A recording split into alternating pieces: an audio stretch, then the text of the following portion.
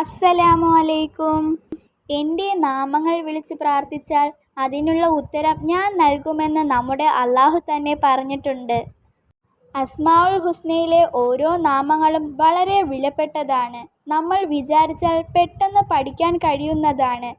പരിശുദ്ധമായ 99 നാമങ്ങളും മനഃപാഠമാക്കി മരണപ്പെട്ട സ്വർഗത്തിലാണെന്നറിഞ്ഞിട്ടും പലരും ഇത് പതിവാക്കാൻ ശ്രമിക്കുന്നില്ല. സങ്കടങ്ങൾ വരുന്ന സമയങ്ങളിൽ നമ്മൾ കണ്ണീരോടെ ചോദിക്കാറില്ലേ, അവിടുന്ന് എൻ്റെ കണ്ണുനീർ കാണുന്നില്ലേ, എൻ്റെ സങ്കടങ്ങൾ കേൾക്കുന്നില്ലേ അല്ലാ, അവിടുന്ന് എല്ലാം അറിയുന്നവനല്ലേ അല്ലാ, എൻ്റെ ഈ ബുദ്ധിമുട്ടിൽ നിന്ന് എന്നെ സഹായിക്കണേ റബ്ബേ. വിഷമം വരുന്ന സമയത്ത് ഇതുപോലെ ദുആ ചെയ്യാത്തവരായി ആരുമുണ്ടാകില്ല. യാ നാഫിഉ യാ അല്ലാ, ഉപകാരം ചെയ്യുന്നവനെ എന്നാണ് ഈ ഇസ്മിൻ്റെ അർത്ഥം.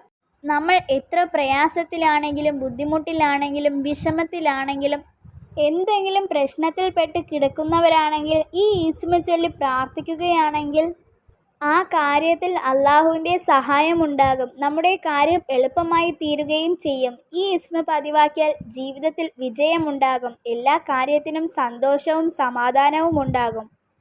അതുപോലെ ഈ ഇസ്മ 40 വട്ടം 40 ദിവസം ചൊല്ലി നമ്മുടെ ആഗ്രഹം പറഞ്ഞ് ദുആ ചെയ്താൽ റബ്ബ് നമ്മുടെ ആ കാര്യം നിറവേറ്റിത്തരുന്നതാണ്.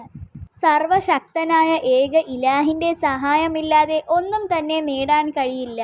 അതുകൊണ്ട് നമ്മുടെ നാട്ടിലാണെങ്കിലും വിദേശ നാട്ടിലാണെങ്കിലും ജോലി സംബന്ധമായോ സാമ്പത്തിക ബുദ്ധിമുട്ട് കൊണ്ടോ വിവാഹ പ്രശ്നം കൊണ്ടോ മക്കളുടെ കാര്യത്തിലോ രോഗങ്ങളെ കൊണ്ടോ വീട് പണിയുടെ കാര്യത്തിലോ അങ്ങനെ ഏത് പ്രശ്നമാണെങ്കിലും ഈ ഇസ്മ കൊണ്ട് റബ്ബിനോട് സഹായം തേടാൻ മറക്കരുത്.